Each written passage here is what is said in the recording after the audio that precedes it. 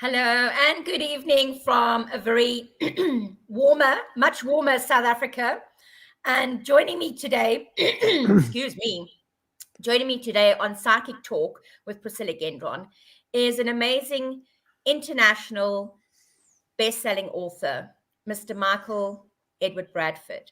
And it's just such a great honor to have you all the way from Virginia Beach in the States. And I bid you a warm welcome. I know that you have a very fond love of South Africa because you spent a lot of time here during the COVID lockdown, an enforced period of time. 17 months. 17 months. Well, welcome. So I'd just like to hand it over to you for a moment to just tell everybody a little bit about who you are and what makes you unique and different. Well, should we start at the beginning? Yes. I didn't want to wear my hat, but that Merlin part of me, I decided to just put aside. And although I would love to bless every person that's on the call and that listens to this, personally, I'm going to have to do it long distance. I came into this planet, this lifetime, to heal my emotional body. My mental, physical, spiritual, energetic body is strong, but the emotional body is what I left behind. I saw the light in other lifetimes, and boy, I just went for the light and the spiritual growth, but I left my emotional body behind. So in this lifetime, I'm having to learn about dealing with feelings, emotions, sensitivity, oversensitivity.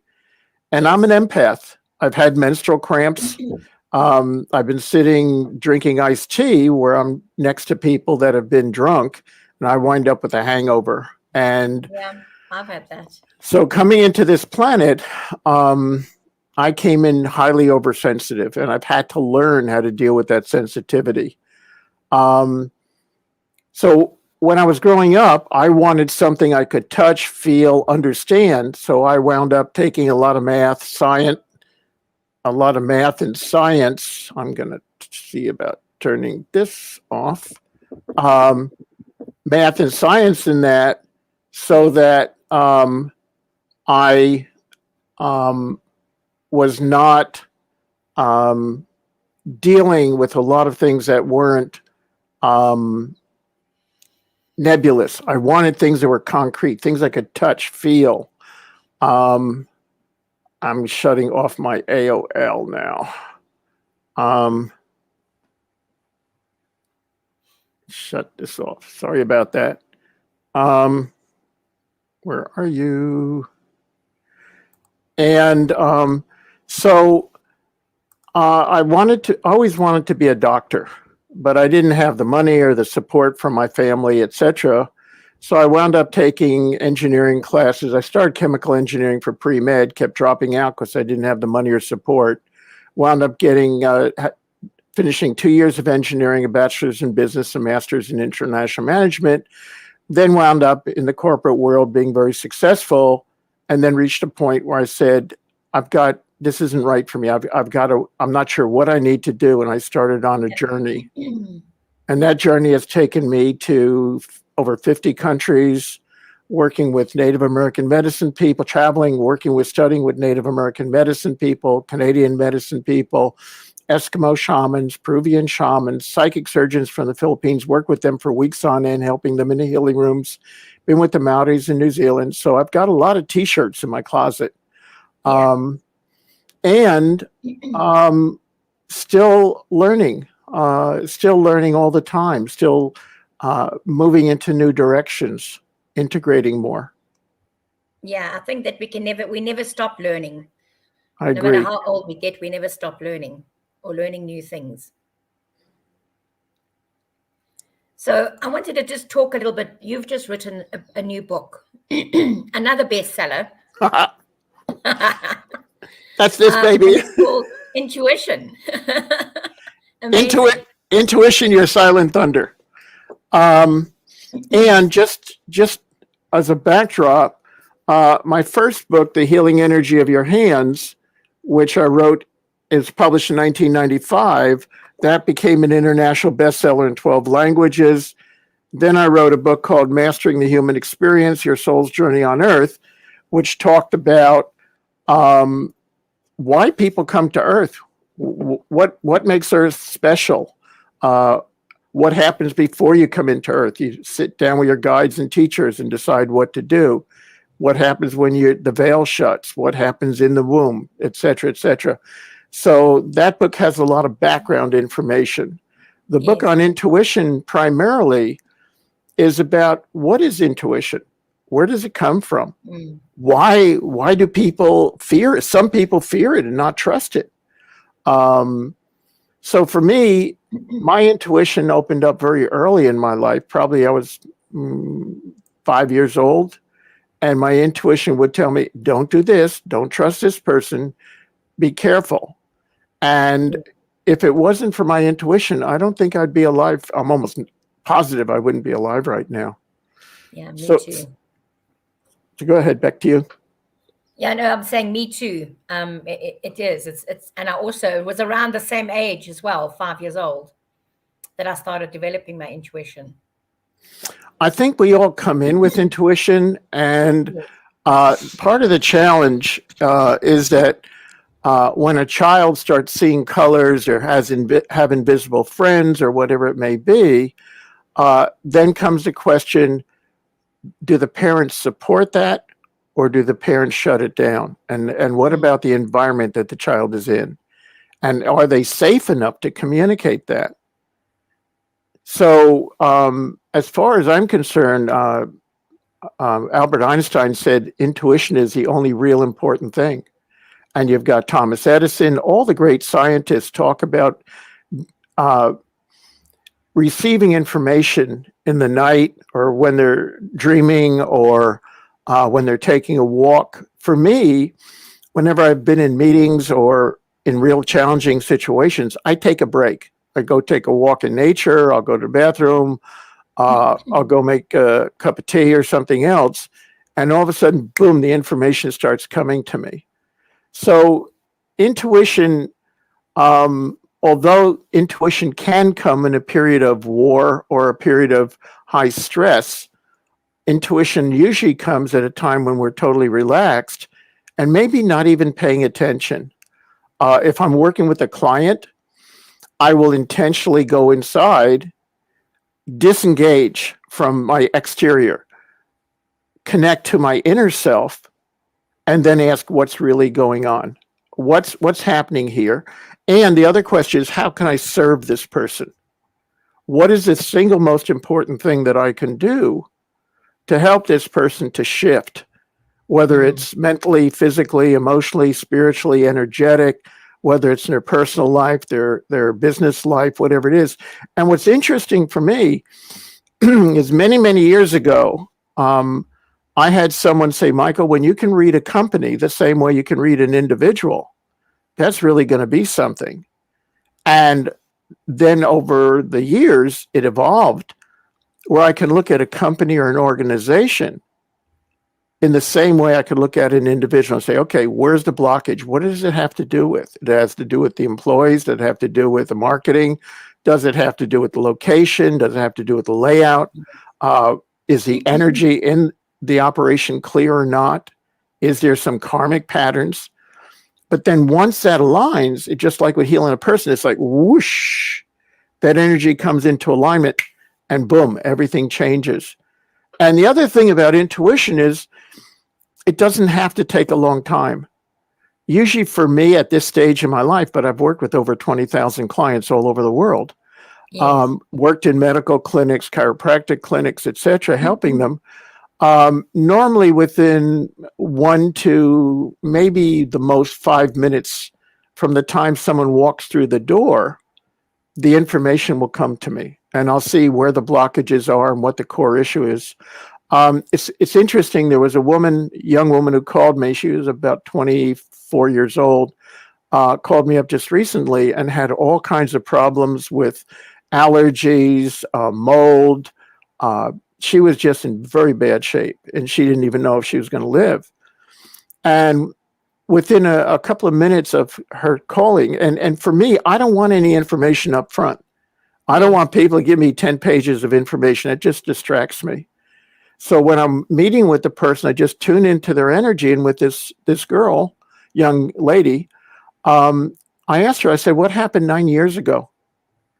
And she started remembering, and things started coming to her. And then I asked her, how does she feel as far as her own freedom of expression? And all of a sudden that opened up a whole doorway to where she started shifting. And I told her, I said, let's not do the whole hour now. Let's just do a portion of it, and we'll talk again. And I also sent her my sacred healing room meditation. I said, listen to this every day. It'll strengthen your energy field. And she sent me a text message the next day. She said, I'm flying. Amazing. So what I have found is that the deepest core issue is usually not readily visible unless you're using your intuition, unless you can track energy. And I just love this work. I love to see people become free, to become happy. I love to see when a challenge that someone's had for possibly even most of their life just disappears. And I also need to say I'm not a doctor. I have no medical knowledge, and I don't diagnose or anything. But I've watched working with people on an energetic level. And I've watched cancer, diabetes, allergies, Hep C disappear. And I don't even know what those things are medically. But all I know is... You've noticed that a lot of the conditions in today's society comes from the emotional side or even from a karmic aspect. And, you know, when you heal the cause of it or the start of it, it relieves whatever is going on in your body. Absolutely. There's stress today. There was a woman I worked with in Dubai. She had attended one of my workshops and never worked on thyroid, just worked with her on communication, courage, confidence, speaking her truth. 2-3 weeks after the workshop, she calls me up and says, Michael, I went to see my doctor and he's shocked. And I said, why? And this woman was in her early 40s. And she said, for the first time in my life, my thyroid is normal. And the doctor was shocked. Amazing. So again, it's not up to me what changes. All I'm looking at doing is saying, okay, where is the blockage? What is going on? What needs to shift? It's about unconditional love and unconditional thinking. It's also, and I'm getting emotional now. I can feel it in my heart and the tears. It's about releasing the blockage, whatever it may be. And I use a couple of models. One model is you have a bucket and you're walking around with holes in the bottom of the bucket and your energy is leaking. So you go to an average healer or whatever it is, or someone, and they fill the bucket with energy, and you walk away, and the bucket's still leaking. So after a week, 2 weeks, 3 weeks, you got to go back for more energy. For me, I work totally differently. All I'm concerned about is what's creating the holes in the bottom of the bucket. And I do my best to help the person to identify, clear, and reseal those holes in the bottom of the bucket. And then they don't need me. It's not a very smart marketing technique on my part, but you know, the people get a lot of benefit out of it because what I want, my main goal is for people to be free and not be dependent upon me. Another model is taking a look at a weed. You take a look at a weed in a garden or wherever it may be, you cut off the top. Does it kill it? No. Cut off in the middle? No. To cut off at the bottom? No, you can't see it. However, it can still grow. It will still grow back until you get the taproot. And the taproot, the deepest root cause, is always an unresolved shock, trauma, loss, karmic lesson, or whatever it may be. And I don't consider myself that smart. Yeah, I've got a lot of degrees in that, but that didn't help me at all with what I'm doing. Only my intuition, the guides, the teachers, the intuitive knowledge has given me and allowed me the privilege of helping people and seeing what it is that where the pain point is, where they're stuck, where they're blocked. And intuition is used in many different ways as well. I mean, absolutely. it's used not just within ourselves. We call it our gut feeling. Yeah. But, even you were saying within your book, you were saying even like the United States and the Russian military are experimenting using intuition and remote viewing. Yeah. I was raised on books like Tuesday Lamsa Rampa, The Third Eye, Life and Teachers of the Masters of the Far East, the Psychic Discoveries Behind the Iron Curtain. And America was using the Stargate program to do remote viewing. So the military, the government, and medical research, some medical research, are all using this. Now, how much they share with the public and how much they validate and justify it is a whole nother thing. So talking about our intuition, how does our intuition come to us? Number one, visual. We can see things. I've seen things in the past where other people couldn't see it. When I was working with clients, sometimes I'd see a puff of smoke come off the side of their head or their body. Other times I would see, like, you know how you light a match and you strike the old type wood matches where you'd strike it and you see this flaring up on the outside of the auric field, the energy field around the body. I would see that. And a couple of times I thought I was going crazy, and I was lucky. I was with a couple of other people who are very intuitive and psychic. And I said, am I crazy or did you just see something? They say, oh, no, Michael, we saw it too. That was the karma burning away. Yes. Well, again, having people where you can share with and learn. So number one is a visual cue, a visual thing. I hear energy. I can hear when the energy in the room shifts. I was very surprised because I'm visual kinesthetic. So I'm more visual and my feelings. So when I started hearing energy, I was like, oh, that's interesting. And for me, it's just spirit or my higher self saying, pay attention. There's something here. So you've got visual, you got auditory, you got kinesthetic. You know, sometimes, or when we just started this talk, this interview podcast, I could feel my body in my back and my arms. I could feel the energy starting to move. Yes. And I was like, whoop, we're going to rock. Yeah. On my forehead. And it's like a little tingling sensation. And then I know, oh, okay, the guys are working now. So for me, a lot of times I will feel tingling, heat, cold. Then other people will smell or taste. Yes. And that's pretty rare. That's pretty low on the scale of what most people can do. Usually it's visual, auditory, or kinesthetic. But then there's another one, which is another area where I'm very strong in, is knowing. I don't know how I know, but it just comes to me and go, boop. I know where that's coming from. I know what the person needs. And it's not Michael ego knowing. Yeah. It is a higher portion of myself that is bringing forth that information. And here again, we as humans can walk in with the intention of saying, I'm going to control, I'm going to dominate, I want it my way. Or the other one that says, I'm here to serve. What can I do? What is the single most important thing that I can do that'll help you to become free, that'll help you to become the best person you can be? How do you take away all that isn't you? I loved it when I heard sculptors talk. And you talk to a sculptor about what they're doing. They said, well, we're taking away everything that isn't supposed to be there. And it's like, wow, what a way of describing it. So for me, my desire and intention is to serve, is to help the people, the organizations, mentally, physically, emotionally, spiritually, energetically, financially, every way to clear that energy. Back to you. Yes, you say that everyone is intuitive or has some form of intuition.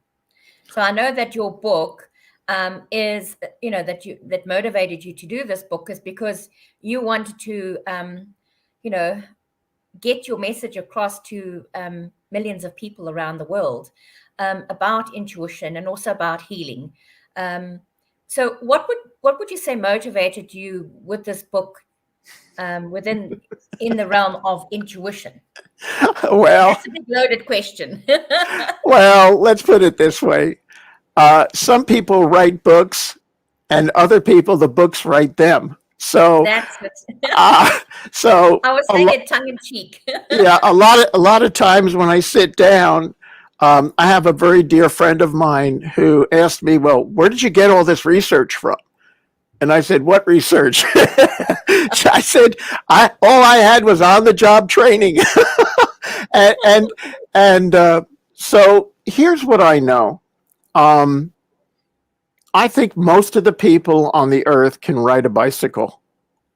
But in order to get to learn how to ride a bicycle, you can do it just visualizing and visualizing and visualizing. But the best way to do it is get on the bloody bicycle. Yes. And I need to go back because in all of my books, even with the one where I started doing healing with my hands, I don't work with my hands anymore. I don't need to. I just work mentally and energetically. But when I wrote my first book, I talk about how scared I was, how insecure I was, how I doubted myself, how I doubted the information. I was afraid of hurting people. Well, after you work with the first couple of hundred, and then you work with first 1,000, and then 5,000, 10,000, 20. After a point, you say, I've got to trust this thing. I just surrender. I trust it. I'm going to go with the flow. But it takes time. It takes practice. It takes sharing. And the most important thing is understanding that pretty much everybody has it, and it's just to a degree. Now, am I a great gourmet cook? No, that hasn't been an area of my focus. I'm a great gourmet eater. Yes, me too. but I'm not a great gourmet cook because that hasn't been my focus. My service to this planet was to come in as a healer, and I could feel the emotions coming up in me as I say this. My job is to help people to heal.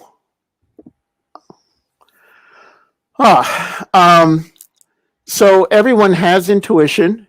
Everyone can develop it. I'm also running classes for teaching intuition and putting together workshops for that, which I invite people to contact me if you're interested.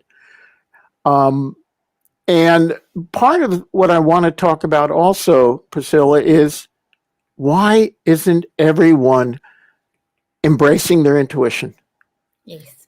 So I want to go into, in the book, I go into the history. Yeah, but before that, about that before. Before that, I go into Neanderthals.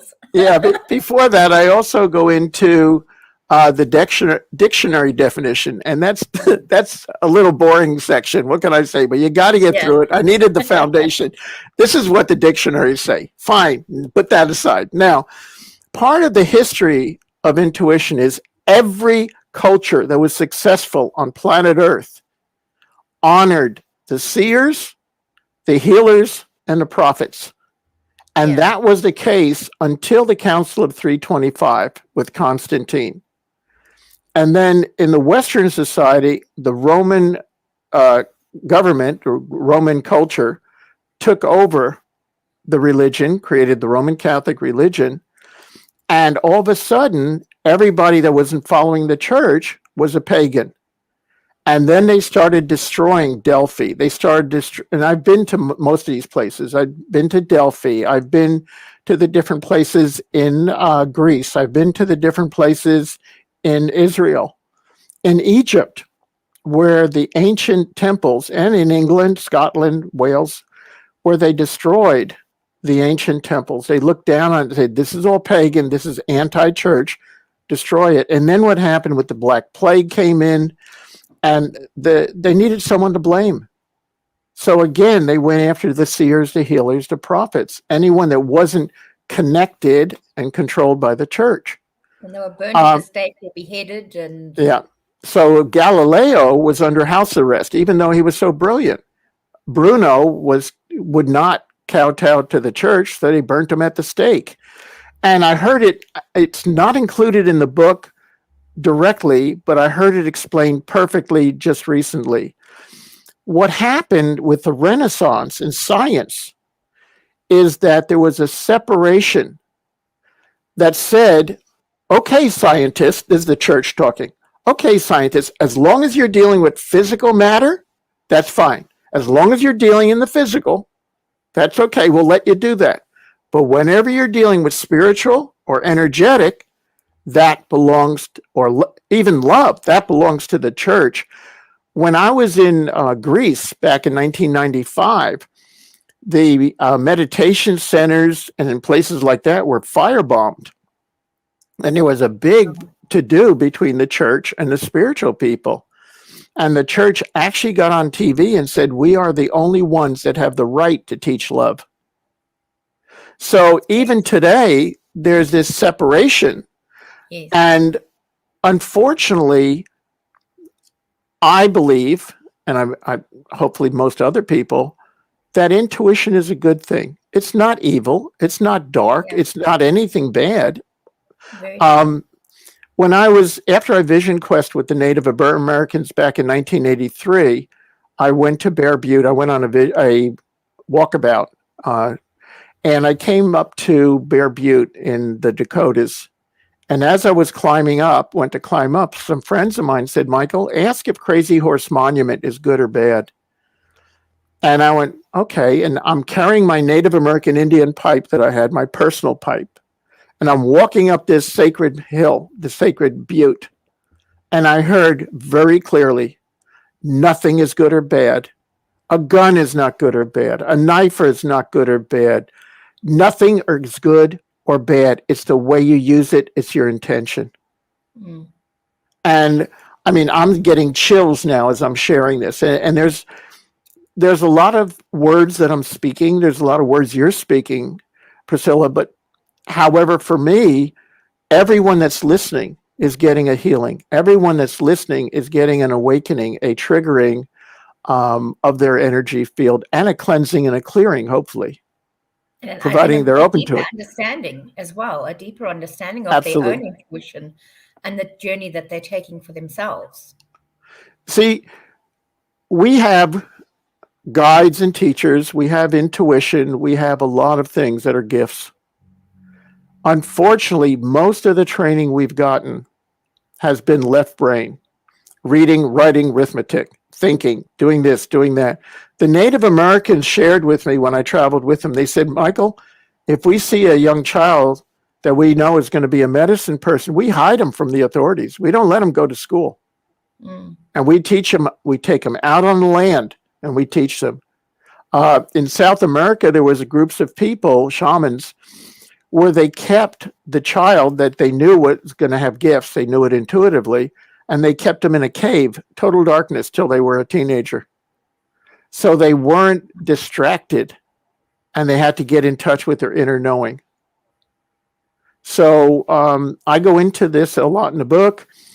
I also take what intuition is, how to use it, how to develop it. And then I take a look. There's chapters in the book on what my experiences of using health and intuition in health and healing, cases, actual case studies, section on personal excellence and spiritual growth, and another section on working with companies, corporations, wealth creation, real estate, investing, etc. So the book is, a lot of people said, Michael, that's a lot in that book. And I said, well, I didn't want to break it into two books. So I made it into one big fat book of 236 pages? Yes. 235 pages. So, and I love to teach. I mean, I love to teach. I love to share. I love to help people to reach the next level. And if we all help each other that way, this planet's going to be a much better place to be. Very much so. Very, very much so.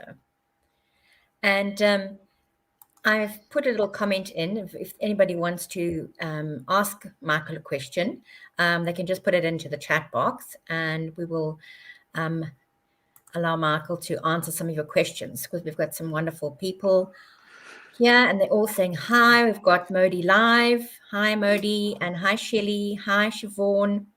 Hi, Karen. She's saying great to see you, Michael, live. There we go. Great to see you. She's saying great to see you, Michael, live. Owen as well. He's here. Hi, Owen. And he's saying hi to ho, fellow travelers. And Suki's here as well. She's saying hello. And when you were talking about the question, why isn't everybody intuitive or using their intuition? Owen said it was a very good question, because not everybody is doing it, you know.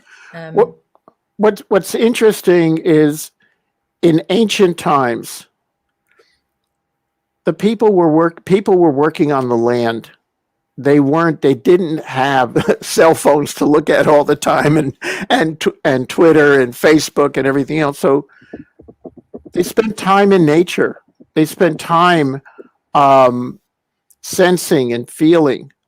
There weren't a lot of distractions. So what happened naturally, people opened up to their intuition. They sensed.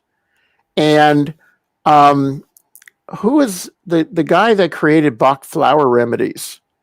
Brilliant man. He was able to blend his energy and sense the flower essences. He was able to take different flowers, put it in his mouth, and know what it would do to what type of emotions that would heal. Yes. So these people were absolutely brilliant. And unfortunately now there's so much going on around us that we're distracted. And we also start numbing down. We're switching off numbing down because of the overload. But when we get out in nature, whether we take time meditating or just paying attention, whenever you just stop, for me, if I need my intuition, I'll stop and I'll ask. And the other challenge with intuition, and it is with psychic ability also, is I find it's harder to get it for myself than to get it for other people. So what I find exactly the same. Yeah. I also find it very difficult to read for myself or get the answers that I need for myself.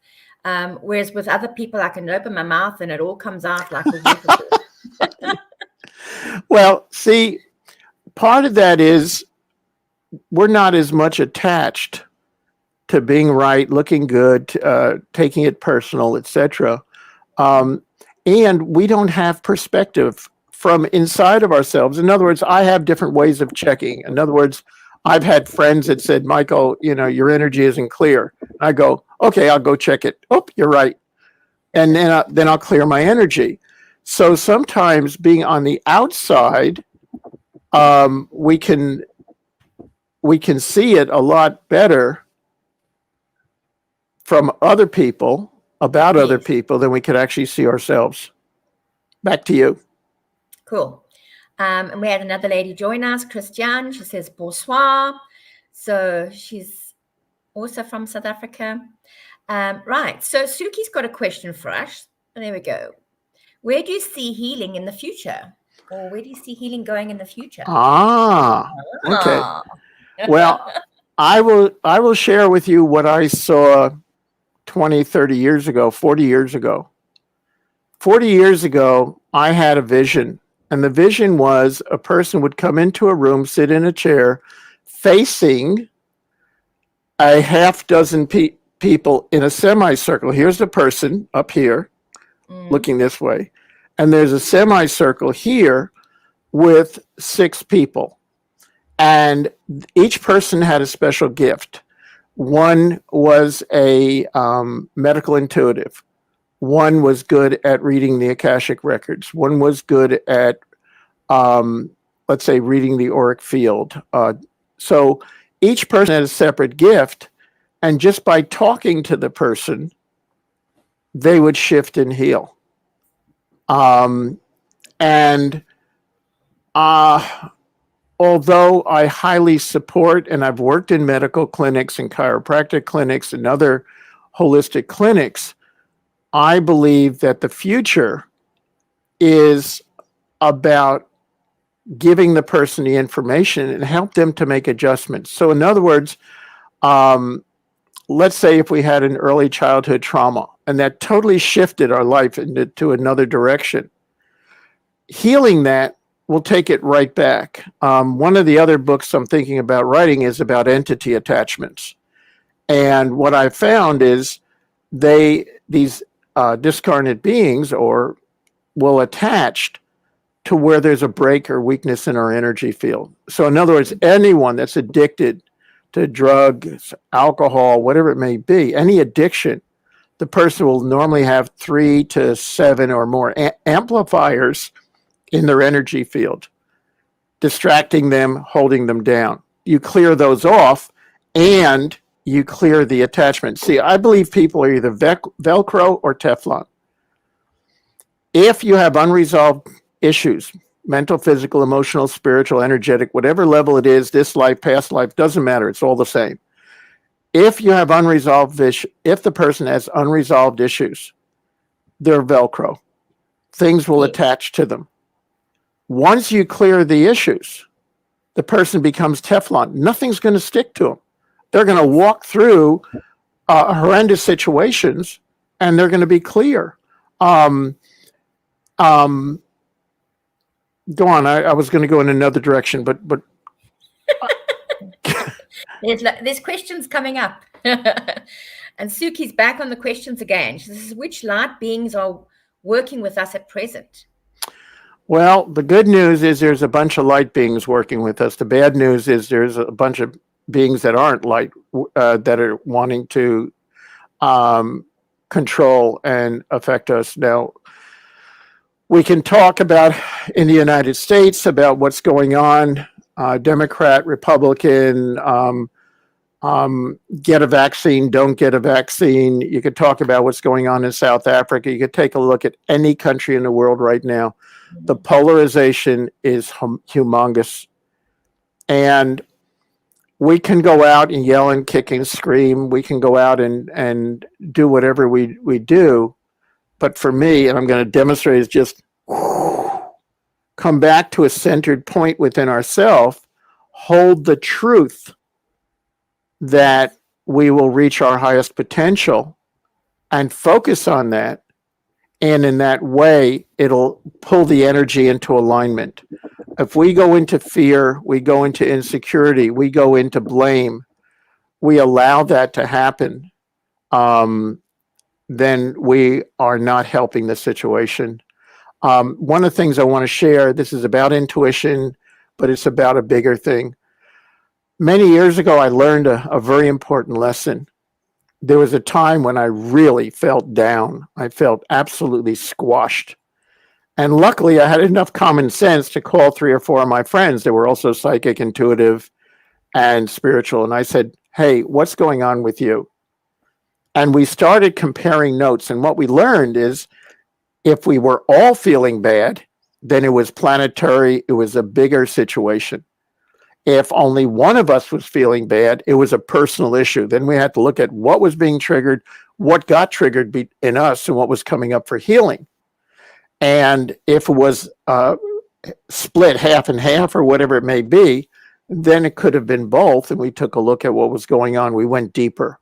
So whenever we're going through a lot of emotional situations, a lot of health situations, it's important to work with someone like myself or Priscilla or another person that's really good and say, okay, help me to unwind, unravel, pinpoint what's really going on for me. And then once we pinpoint it, then all of a sudden it's like sticking a pin in a balloon and goes pop. And many times the issue will just resolve. The other thing I want to say is when I came back from South Africa, I went through the dark night of the soul. And then I went through the dark night of the dark night of the dark night of the soul. I remember. And here's the point. It's not a time to fight it. It's a time to surrender into it, be gentle with ourselves, nurture ourselves, nourish ourselves, get the healing, get the support from people you know, people you trust, other healers, etc., whether it be myself, Priscilla, whoever it may be.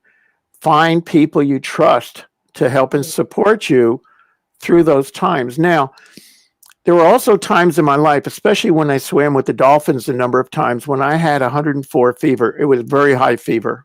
I don't know what it is in centigrade, but it was very, very high. And I went to medical doctors. They did tremendous amount of blood tests. They never could find anything.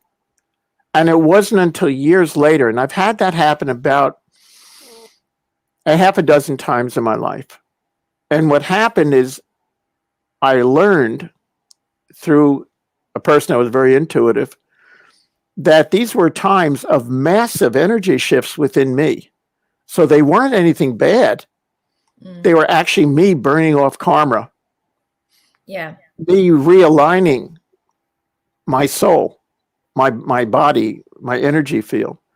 So again, it's very important to stay in touch with and to have periodic checkups, whatever you want to call it, with people that you trust that are highly skilled, because you're worth it. And,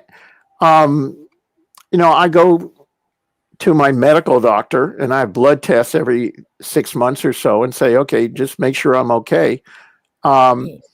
So you have to deal with the physical as well as the spiritual.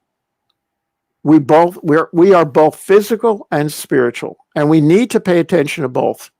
We need to eat healthy food. The body's a chemistry lab. You have to put good nutrients into it. We have to take time to rest, to break free of the humdrum, the pressure of every day. We have to take time.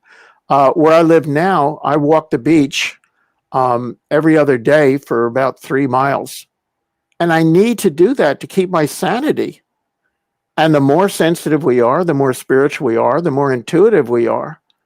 We need to rest. We need to recharge. We need to de-stress. And all I can say is, do your best to understand what the journey is. That's why I wrote the book, Mastering the Human Experience. Understand where we get our guidance from, how we get it. That's my book on intuition. And like I said, I'm writing the book and all of a sudden I'm getting a message going, Michael, you need to include this. Michael, you need to include that. And I'm sitting here, okay, I'll start writing. Laughing away furiously. Yep. Or thank God there were so many people who read the manuscript and they said, well, what do you mean by this, Michael? What do you mean by that? And Michael, explain this better. Or Michael, the editor of my book on Mastering the Human Experience, the editor wrote back to me. She said, I can't edit this fast because I'm processing so much just reading the book. So we all have the opportunity to learn, change, grow, expand, evolve, shed our old being, and to welcome the new being within us, to welcome not our potential, but our full reality. Back to you. Great. Right. Karen has given us a double question. Uh-oh. Karen, are you going to be running any online intuitive workshops in the near future? And can you coach one-on-ones someone to align with their intuition? Absolutely. In the past, I said I wanted to train 1 million healers on this planet. That's one of my goals and visions, and I can feel myself very emotional when I say that. I'm going to rephrase that, and I'm going to say that my goal now is to train 1 million people to become healers, and to offer that program where it's introduction, basic, intermediate, advanced. But what I really want, my passion, is to play with people in the field of the apprenticeship program. And I want to teach everyone what I know. And I would like to learn from other people also. But when we have a group of people where we're all synergistically supporting ourselves, I think that we'll take a quantum leap on this planet. So I want to I'm planning on running classes, online intuitive workshops, both in the area of intuition, developing the intuition, and in learning about healing and how to use healing, the advanced techniques that I've developed and I've seen from all over the world. And I've been very fortunate in the fact of being able to travel all around the world and to spend that quality time. And someone said, "Oh, Michael, you're so lucky." And I said, "Yeah, all I had to give up was family, house, steady income, corporate position, little things like that." And however, the rewards that I've had, the fulfillment, the people I've met, the things I've experienced, most people never have the chance to do that. Even spending 17 months in South Africa, very few people have the chance to travel and do things like that. So absolutely, I'm planning on running online training programs, giving lots of support. And also, I'm available to work in the fields of coaching, mentoring, both with individuals, companies. I love to work with entrepreneurs. Since my background is working with business, to me, business, I got to watch where my hands are. Business isn't here, and spirituality isn't here. For me, they're one. For me, we're all a combination of masculine and feminine. Yes. We're all a combination of higher self, inner child.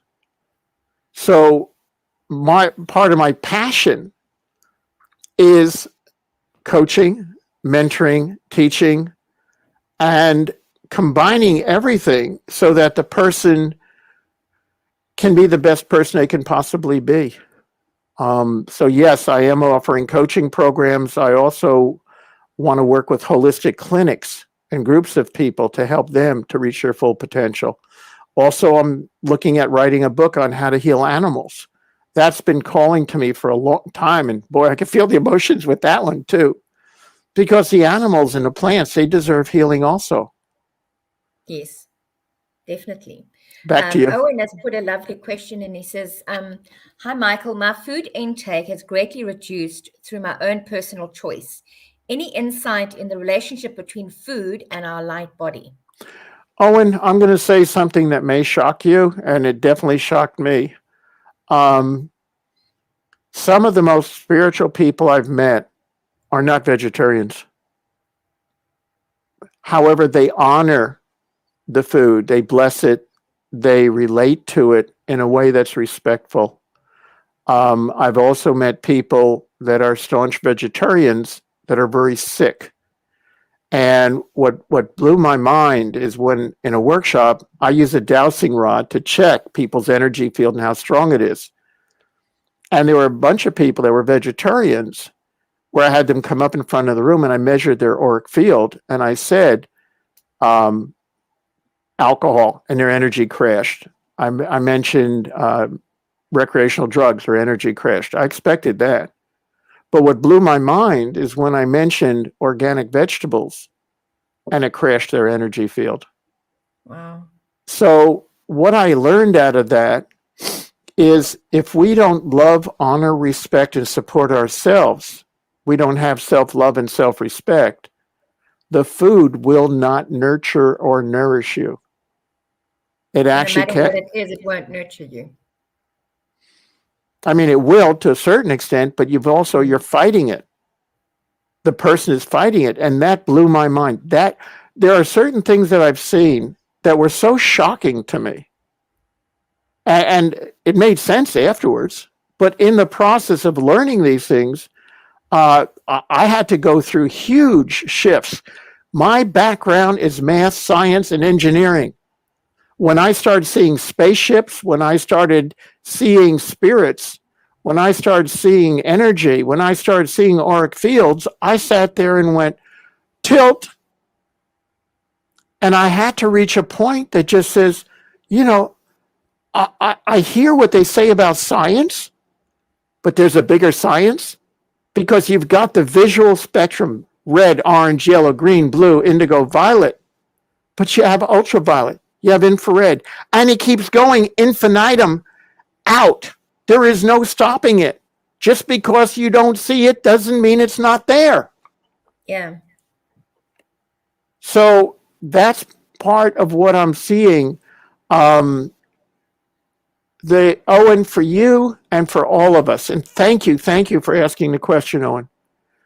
Owen, the more you love, honor, respect, and support yourself, the more you're comfortable with who you are, the more you make peace with yourself, your environment, your relations, your what you're doing on the earth plane. The more you come in harmony with that, the more the food will nurture you, and the healthier you will be. I'm sorry, I'm having trouble right now. The reason I'm having trouble is I'm getting downloads on what I should talk about at the same time I'm trying to speak. And for me to get a download and speak at the same time, it's like, wait a minute, guys, slow down. Okay, this is what they just told me. I worked in a breast cancer clinic, helping people, women who had breast cancer. And in every case, just about every case, the women, and look at the symbology of the breast, the woman is giving, and she's depleted. So that's typically the core reason why they get breast cancer, is because they're giving too much. They're giving of themselves. They're giving of their energy. They're making other people more important than they are. There has to be a balance. There has to be respect for oneself. So we have to nurture and nourish ourselves. A lot of it goes back to mindset. What do we think? What do we believe? A lot of it goes back to our attitudes, our beliefs. So when looking at all this, plus energetically scanning a person, I could do this in a couple of minutes or a couple of seconds. How many major blockages does the person have? Where are those blockages? What are those blockages from? What is it causing in the person's life? Looking at that and then helping the person to become aware of it. Now, I do not send healing energy to anyone anymore. I don't believe in it.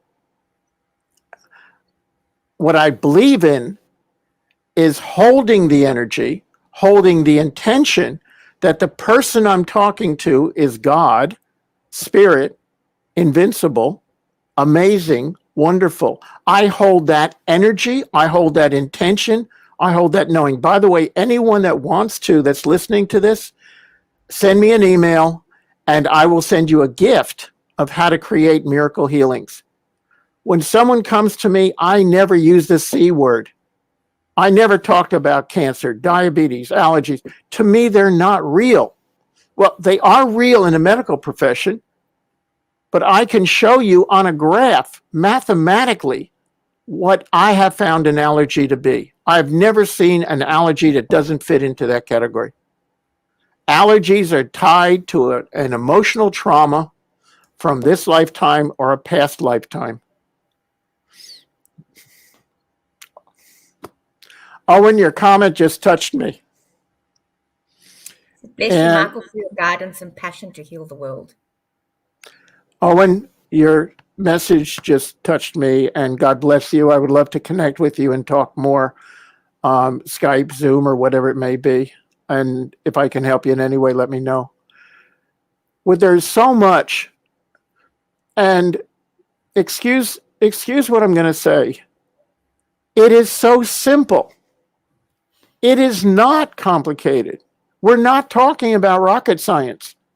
We're not talking about only something that Einstein can connect to. We're talking about something that I can teach a child. when I was writing my first book, this is going back when I didn't even know all this stuff.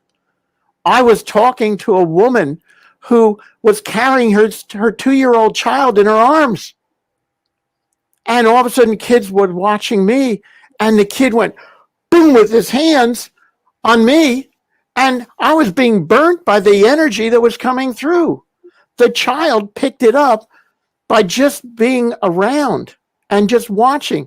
And the child, I don't know, 2 years old, 1.5, he was a little one. So this is something natural that we know. This is something natural that we can teach. Back to you, Priscilla. I'm getting on a roll. You were talking about the energy of the child, and I remember, I know Shelley's on tonight. She'll remember this. We used to do healing sessions once a week, and my son was very little. He was like not even 2, and he would come into the room with his little plastic stool and stand by the person's leg, put his little stool down, climb on, and put his hands on the person's knee. And they would invariably say, "Oh my goodness, I had this lightning rod just shoot up my body." Mm-hmm. Absolutely. And then he would do it for like 30 seconds, and then he'd get off, take his chair, and off he'd go. And it was just, he was not even 2 years old when he did that. Absolutely. You're bringing back a memory. My cat wants to be recognized. Back in the 1970s, I had a cat named Mickey, a black Siamese.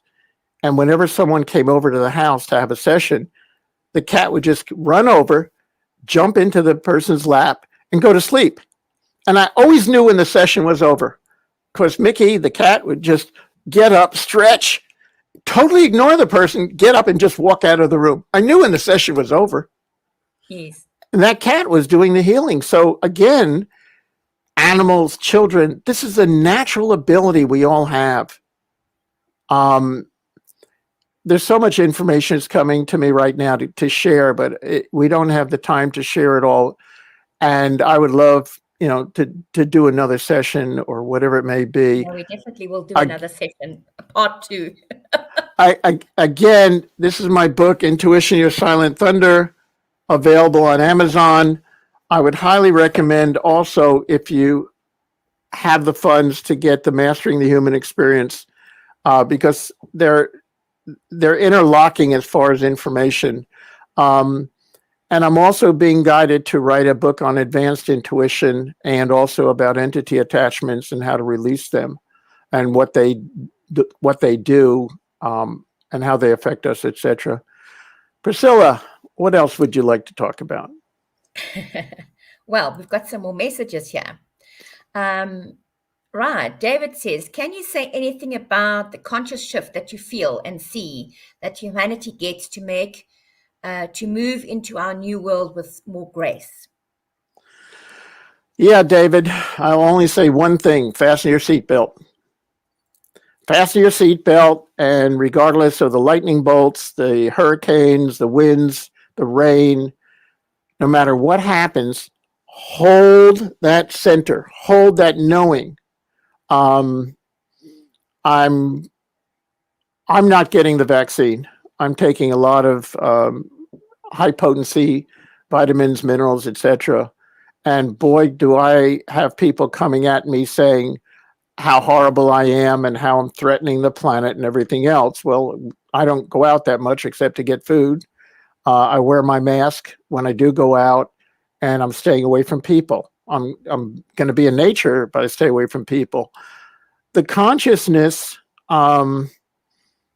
is definitely real. I'm going to be vulnerable now. This morning, I woke up with a lot of body tension, fear, sadness, grief.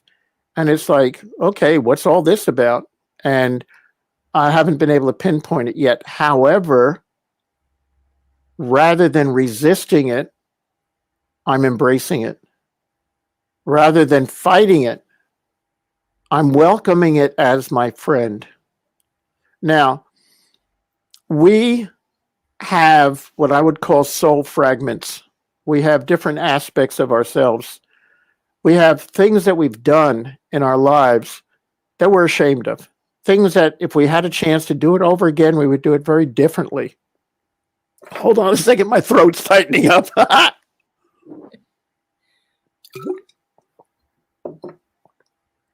We cannot go back and change the past.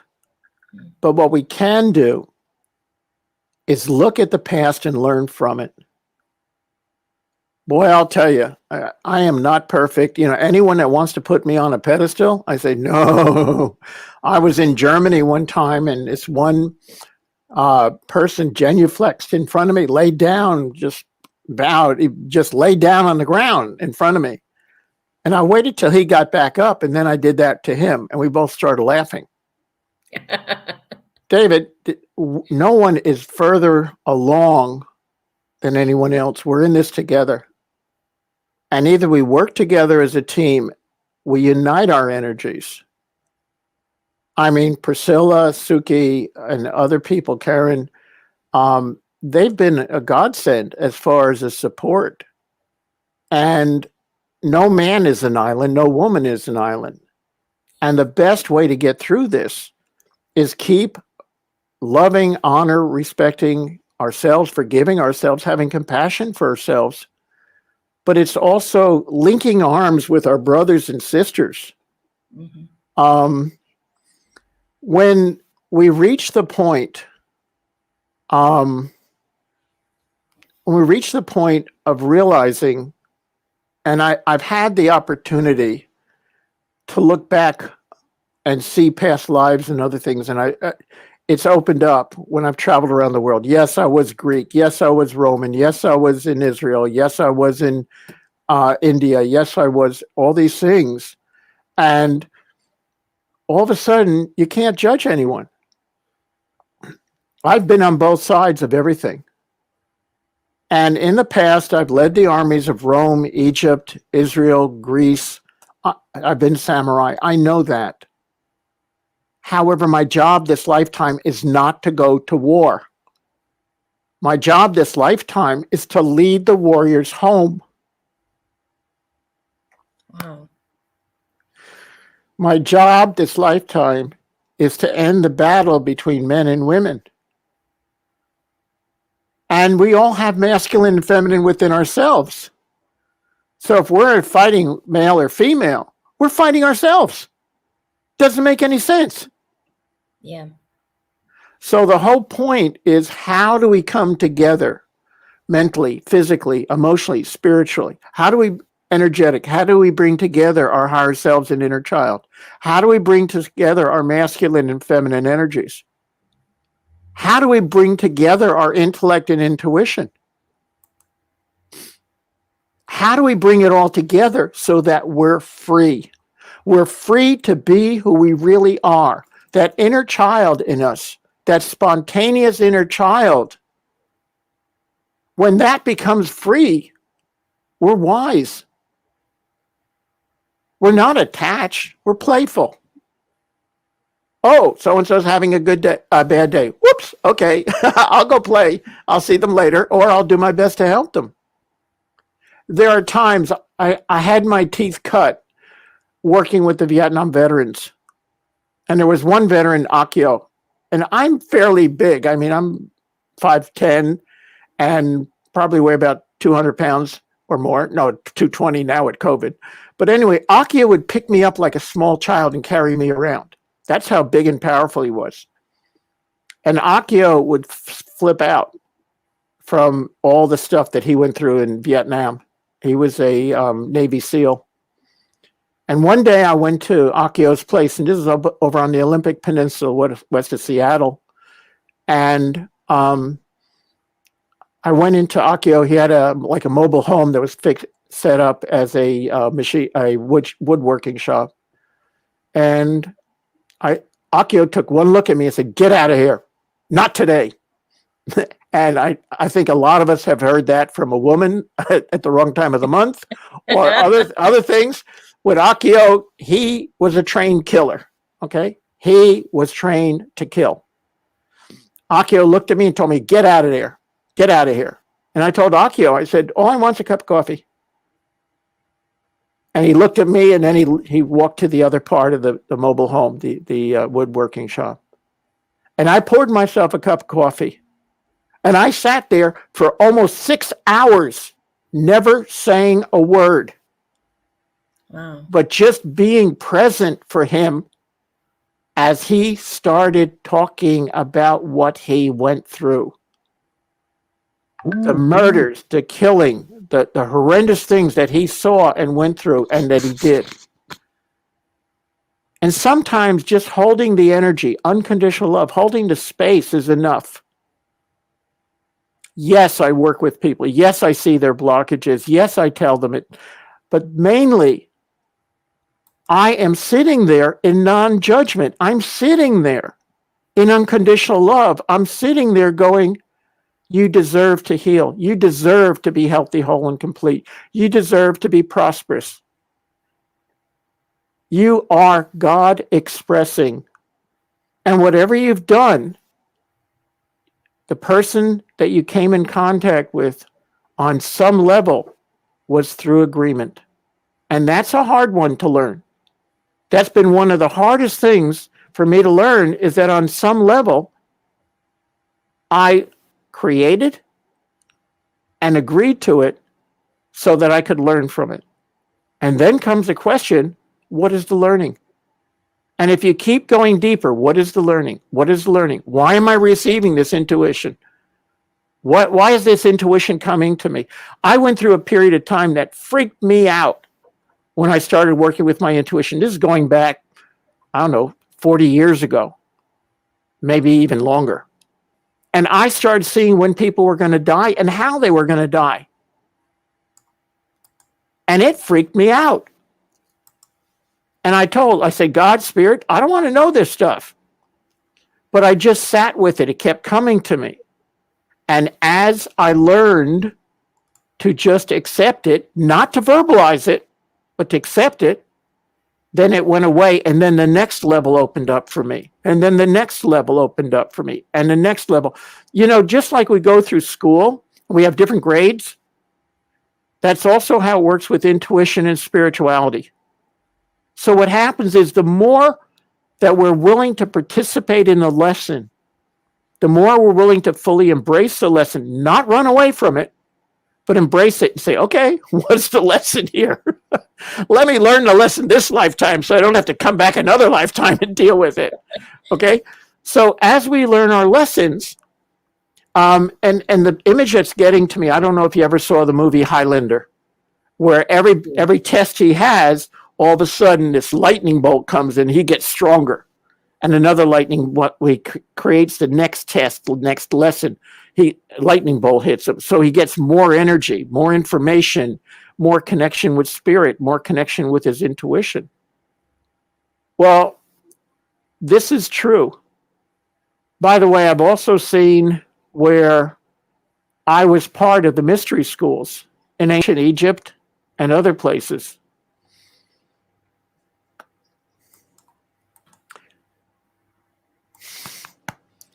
And I'm not saying that to brag. I'm saying because I miss it. I miss the teams that we worked with. Whew. Talk to me. Well, you can't fake this stuff. I mean, either. And when you feel the true emotion of it is when you feel the honesty that comes out of it. That's when you feel that true emotion, and it has to hit you here. A lot of what you've said tonight has really resonated with a lot of people, and even with myself, and I think we impart knowledge to others and we help others, but in a way, this has been a collective that's enabled us all to receive the wisdom or the healing or found our aha moments. What's interesting is that there's many different groups here on Earth now from Spirit. And when I said to Spirit, I said, why do I feel so alone and so lonely? And they said, Michael, you're part of the Yeshua group, and the group isn't here on Earth right now. You're part of a Vanguard team coming in first to understand the energy, do the research, and give the information back so that when the teams come to Earth to help, They have the knowledge.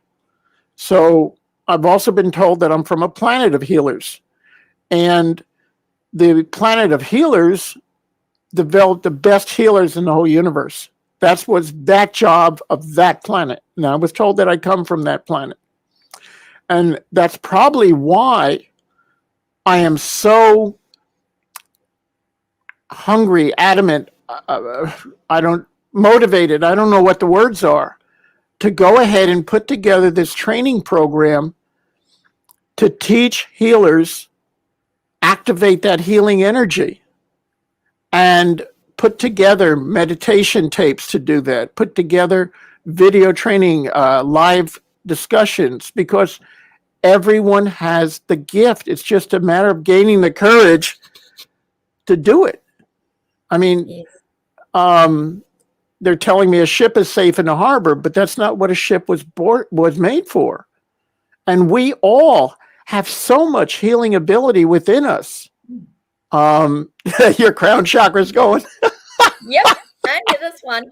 Oh, so, if you know someone that can benefit from the books, please talk to them about the books, share about that. If you know someone that needs healing, you know of an organization that wants help. It's interesting, when I was in South Africa, I went to 3 different organizations and I offered my services for free as a business consultant to sit on their board and everything else. And none of them responded. I didn't get a yes from any of them. And I talked to someone else afterwards and I said, this really blew my mind. And do you know the feedback I got? They said, Michael, they knew if you became part of their board that they'd have to change. And they really weren't ready for change. No, they were happy where they were. Yeah. They were blinkered. Yeah.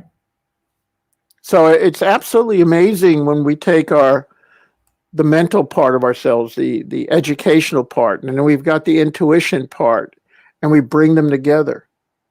I will say it over and over again. The information comes through. I honor spirit. I honor my intuition, my guides, my teachers. And I don't differentiate between intuition, guides, teachers. I think it's all interwoven. I'm very, very, very careful. When I was younger, I was so confused and disoriented. And I sat down with some people who are very psychic and spiritual, and they said, Michael, you are so open that there are thousands of guides and teachers in your energy field. And I had to learn about a gatekeeper. I had to learn to establish one guide that their job is to act as a mediator or the gatekeeper. Okay. I had exactly the same thing. Yeah. To where I am, and my mantra now is I am only willing to work with those spirits, those energies on the master level of the white light or higher, or that other energies can work with me, providing the masters give them approval. So I work with the councils and tribunals of light. I work with the White Brotherhood, the Emerald Brotherhood, the Sisterhoods of Light, the Karmic Board. I've actually approached the Karmic Board. I had a very interesting thing happen one time, Priscilla. I was talking to this group of highly evolved people, and they said, Michael, do you know who you are? And I said, yeah, I'm Michael Bradford. They said, no, that's not what we're talking about. They said, Michael, you are like an attorney, like a lawyer. You represent people approaching the Karmic Board and pleading the cases of the people. So that's part of what I've done in situations where it's been very, very challenging, is talk to the Karmic Board and say, look, absolutely this person messed up. However, they've reached a point, and I've worked with them, I've seen it, and I'm vouching for this person. They deserve to be free of their karmic debt. Give them another chance. Yeah. And I've watched how things have changed. I've watched how people's lives have changed. I probably need to do it for myself now. Yeah, me too. But, because we both spend so much time helping other people that we forget to stop and help ourselves. Absolutely. Absolutely. And I know, Michael, on that note, we could still go on for another an hour and 15 minutes. Yikes. Time flies when you're having fun, huh? I'll tell you what, Michael, it's been an absolute honor and privilege to have you share and hold the space with me. And if people would like to get hold of Michael, I've put the contact details, the email address, and the WhatsApp number in the chat box as well as on the screen. And I want to just thank everybody for joining us and for holding the space. Thank you to everyone. And please, if I can help you in any way, please give me a call. If I can't help you and I can direct you somewhere else, I will. And all I can say is God bless you. And please be kind and gentle and compassionate with yourself. And Priscilla, you're a real sweetheart. You've got so many talents, abilities. You're so good with what you do and who you are. And you've been a tremendous support, not only to me, but to many, many, many other people on the planet. And I honor you, support you, and salute you. Thank you. Blessings. Thank you, everybody, for joining us tonight. And I look forward to being back again next Saturday at the Wellness Lifestyle Conference, 2 p.m. South African Standard Time. And I'll be joined by the international medium, Leo Bonomo, who Michael knows very well and has done work with. Leo's a good guy. Join me next Saturday at 2 p.m. South African Standard Central Time. And we will see you then. So thanks, everybody. Have a good evening and good night. Thank you.